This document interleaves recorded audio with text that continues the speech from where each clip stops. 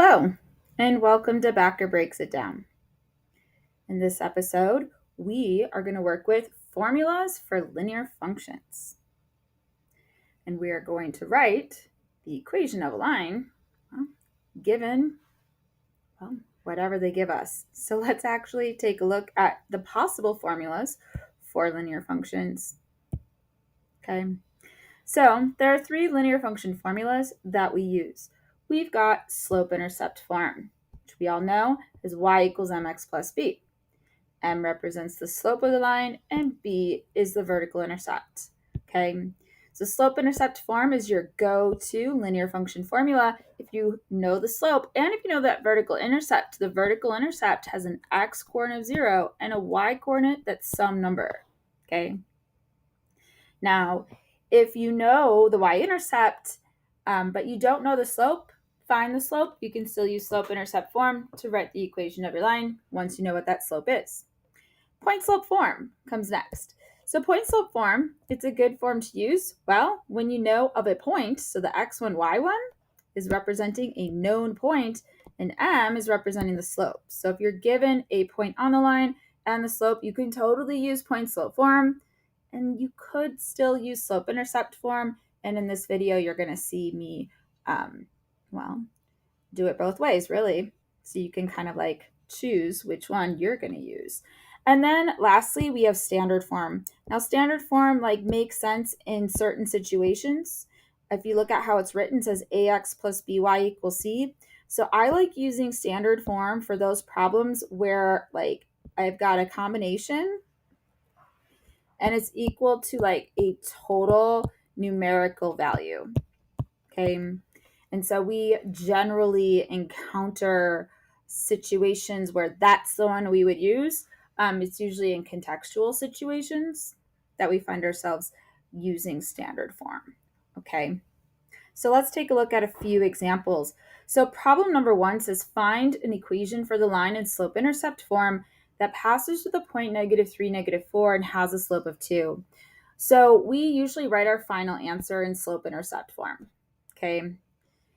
Now, we can start with slope-intercept form and end in slope-intercept form, or, as I'm going to demonstrate here, we can start with point-slope form, and then we'll just write our final answer in slope-intercept form, okay? So, technically what I'm saying is that this problem could be done 2 different ways. And so I'm going to show you how to do this problem using the point-slope form. The next problem I'll show you the other way, okay? But the fact that you're given a point and you're given the slope, it's hey, I might as well use point-slope form. So the first thing you would want to do is you would want to substitute the given point and the slope into the form, okay? So this is my direct substitution. Granted, there's a lot of symbols, unnecessary symbols there, so let me just simplify it. So when it's simplified, we have y plus 4 equals 2 times the quantity x plus 3. So the next thing you would want to do is you would want to distribute on the right. Okay, so I did that and I got 2x plus 6 now on the right. And then the last thing you want to do is you want to get y by itself. And then you have your answer. So y equals 2x plus 2 is the equation of this line in slope-intercept form. Okay. So problem 2, they present the information to us using function notation. Okay. So they're write an equation for the linear function f such that f of -2 equals 3 and f of 4 equals 1. So we have seen this notation before, so no need to freak out. Basically, that f of -2 equals 3 is simply the point -2, 3. And f of 4 equals 1 is simply the point 4, 1. So in this problem, we are given 2 points to start off with. So the very first thing that we need to do is we need to find the slope. And that's what I did here. So I'm just using the given points and putting them into my slope formula. Okay, the y2 minus y1 divided by x2 minus x1. And I went about finding my slope. So I got a slope of -1/3. Okay, so now I'm ready to write the equation for my linear function. So I could totally use point-slope form again, Or I could use slope-intercept form. Okay, and so that's what I'm going to do here, just so you can see both techniques. Okay, so I do need to pick a point to use because I have 2 points, but the next step I only need to use one of them. So I usually lean towards the one that has the fewest negatives, so I'm going to use the 4 one. Okay, so check it out. So I'm using slope-intercept form this time. That's the y equals mx plus b. And so the first thing I did was substitute. So notice the 1 is the y coordinate of my point. The negative 1/3 was my slope from the previous step. And 4 is the corresponding x coordinate. Okay. So I make my substitutions, and I need to simplify. So I got 1 equals negative 4/3 plus b. And then I need to get b. I'm like, because I want to know what is b. So b is 7/3. And then finally, I want to write the function. Okay. So we can write linear functions so long as we know of a point and a slope. We can use slope-intercept form like I did here to find the equation of my line, or I can use point-slope form like I did in problem 1. Like, the choice is yours, which technique you want to use. I just wanted you to see both of them in action so you can make the best choice. Okay. Let's move on. Number 3, word problem. It says 1 cup of total whole grain cereal contains 4 grams of fiber. Okay, so the cereal has 4 grams of fiber. It says 1 scoop of Pro Fiber fiber supplement. Yeah, Pro Fiber fiber supplement contains 6 grams of fiber. Okay. A person wants to consume 10 grams of fiber at breakfast using some combination of these products. Construct a linear function to model how much total whole grain cereal, W, and Pro Fiber fiber supplement, P, a person needs to consume each day to meet this goal.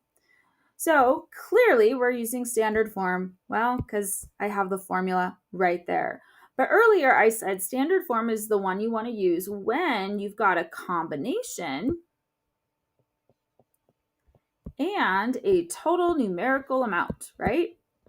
And that is totally what we are working with in this problem. The fact that they even said that represents some combination of these products, okay? But that total number, that was the 10 grams of fiber, okay? So if we combine the fiber from the cereal plus the fiber from the supplement, we'll get the total fiber for the day, okay?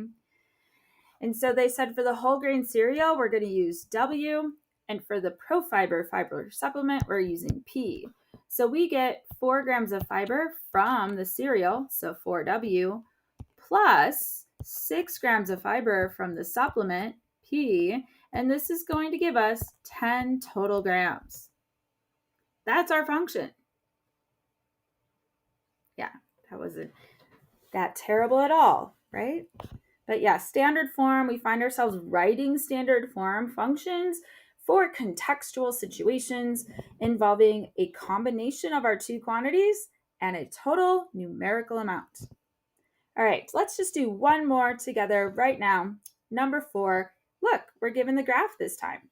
The graph shows the cost of a gym membership after a certain number of months. Write an equation for the cost, C, as a linear function of the time, T. All right, so those are the 2 pieces we need. I need to know the slope and I need to know the y-intercept. I can find the slope when I'm given the graph simply by looking at the rise over the run. Okay, so I'm going to focus in on these 2 very nice points that they have on our graph. We've got this point here at negative 100 on the y-axis, and then we've got this point, 4, on our x-axis. So those would be our 2 intercepts, and it's looking pretty nice.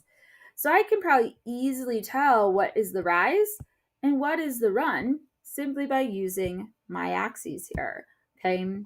So starting at negative 100, I need to rise up 100, and then I need to run over 4. So my slope is going to be equal to 100 rise, right, over the run, which is 4. So I have a slope of 25. And my y-intercept, well, that was that negative 100. So I have the 2 pieces that I need to write my linear function. right? In this problem, we are writing the cost as a function of the time t. So I'm going to say c is equal to, the slope of my line is 25 times my input variable t, and then I have my y-intercept, which was negative 100. So here's our formula representing the cost of a gym membership as a function of the time in months. C is equal to 25t minus 100. Okay, so 3 formulas for a linear function. You've got slope-intercept form. Okay, so if you know the slope and your y-intercept, that is definitely your go-to. You've got point slope form that I can use when I'm given a point and the slope on the graph. I could still also use slope-intercept form, work with that. And then I've got standard form. And standard form makes sense when I'm working with a combination of my two quantities and a total numerical amount. And that is how Backer breaks it down.